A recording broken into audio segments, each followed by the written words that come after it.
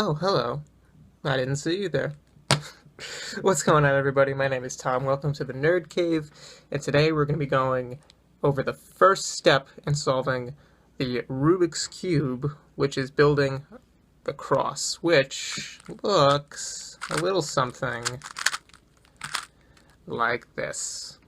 Alright, so this video is going to be strictly on how to get the cross on any side. You could pick whatever side you like. For the purposes of consistency, I'm going to be picking the white side, just because it's the easiest color for me to recognize on a Rubik's Cube, because that's the color I've been solving on for 9 years now. But your cube probably doesn't look like this. It looks probably something like this. And there's nothing wrong with that. Every cube has to start out scrambled. Our cubes don't necessarily have to look exactly the same, like when they're messed up, but the solving process is still generally the same. You get the cross, and then you get the corners, and then you get the first two layers, and then you finish off the last layer. It's really not that difficult. So what you need to know for the cross is that there are 4 pieces that you're looking for. And that are the 4 pieces that fit in between what, in this case, the white center or whatever color center you're solving on. So the white center and its adjacent center, so it would fit in this slot here. Now you can tell this cross isn't right because this piece is green and this piece is yellow. The piece that does belong there in this slot should be white and green. And there's only 4 white edge pieces on the entire cube, and an edge piece is any piece that only has 2 colors on it. A corner piece is any color that has 3 colors on it, and they're exactly that. You're going to find the corner pieces in the corners of the cube, and they'll have 3 colors on it. And edge pieces will be in between the corner pieces, and they'll only have 2 colors on them. The only other piece on the cube is the centerpiece, and those have 1 color and they never move, so you never really have to worry about them. They're just there to identify what side you're working on. So when you start your first step of building the cross, you generally want to look around the cube for any white edge piece. Like, here's an easy one. This is white and red, and it goes in between the white and red centerpiece. It's already lined up with the red, so all you really need to do is match the white with the white. Now you can see it's correct.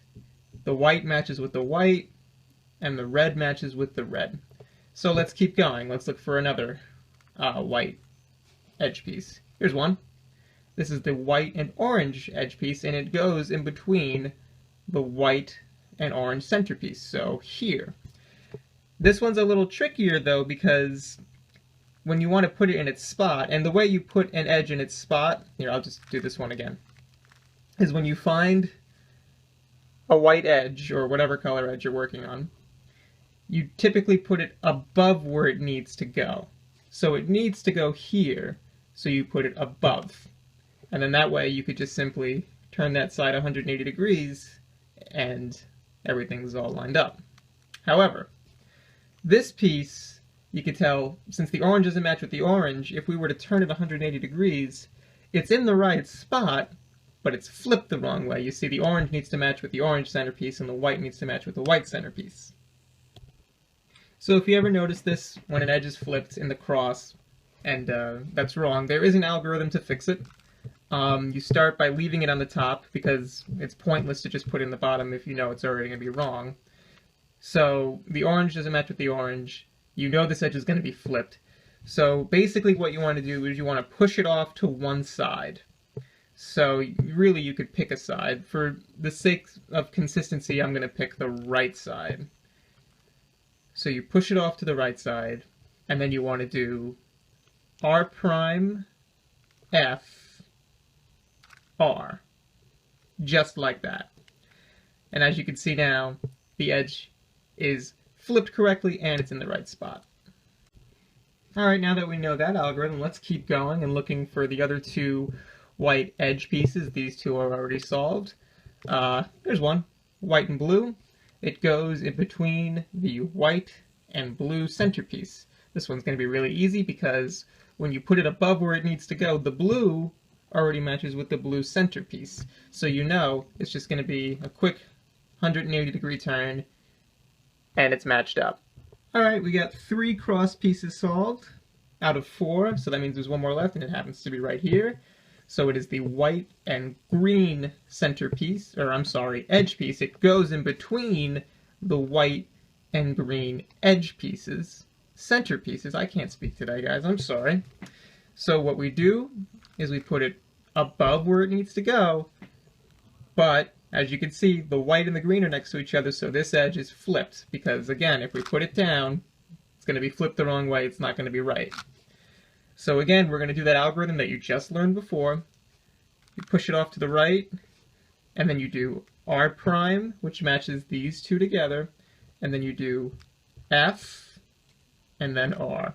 And as you can see, that R is to restore the other edge that you would mess up.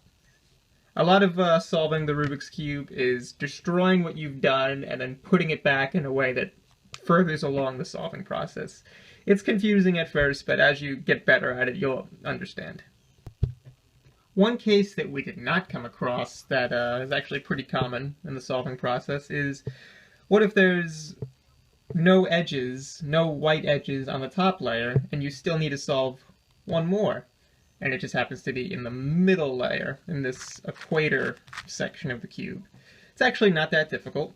What you want to do is, if it's on the left, you want to put it in the top layer so you could safely put it down here where it belongs. So you just want to do this algorithm, and I'm going to go over the inverse too if it's on the right side. So if it's on the left, you want to do L prime, U prime, L. And that takes it out of here, it puts in a trash edge that we don't need, and it puts that edge on the top. And then you could turn it 180 degrees, and it's solved. This is just the inverse of the case that we had before. It's not on the left, but it's on the right. It's basically the same algorithm, but it's mirrored. So you want to hold it right in front of you. Again, you want to put this edge piece up top here, above where it needs to go, so you can turn it and it'll be solved. So with that edge facing towards you, you want to do R, U, R prime. And that matches that up again, and you could turn it 180 degrees to solve your cross. This is actually one of the more funnier cases. It's funny because people who are just learning freak out because they don't know what to do here, for whatever reason. So it's basically the same case as before. You have 3 of your cross edges solved, but there's no white edges in the top layer, it's in the middle. And if you take it out using the algorithm I showed you before and put it in, it's going to be flipped the wrong way. Well, there's actually a really simple solution. If you notice, the oranges are touching each other. So that means that you could essentially turn it not 180 degrees, but 90 degrees, and that'll be it. For whatever reason, when I've been teaching people in the past, that was always a really hard concept to get. It's really not that hard. It's as simple as turning it 90 degrees. And the same thing goes if it's on the left. You just put it where it needs to go. The last case to cover when you have your cross, or when you're building your cross, is just this this annoying case that happens sometimes where your cross is technically solved, but one cross edge is flipped. And this goes for if more than one are flipped, you just do the same thing until they're all flipped the right way.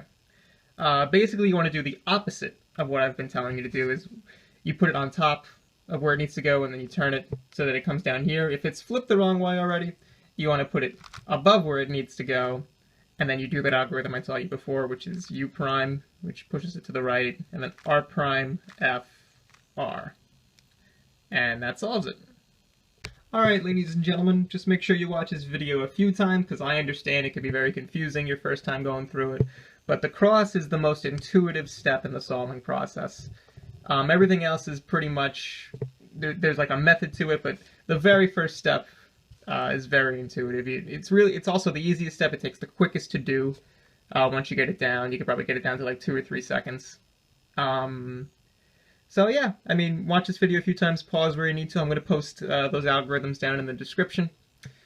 And stay tuned for next week, because we've built the foundation and we're going to be learning how to solve your first side of the Rubik's Cube. Your cross is still there, but you've added in 4 white corner pieces, which solves one side. And you can see everything is lined up. All the colors match each other. And we're going to be going over next week what the correct way one side of the solved Rubik's Cube should look like and what the wrong ways look like. Anyway, that's it for this week. Thanks for watching. Stay tuned for next week.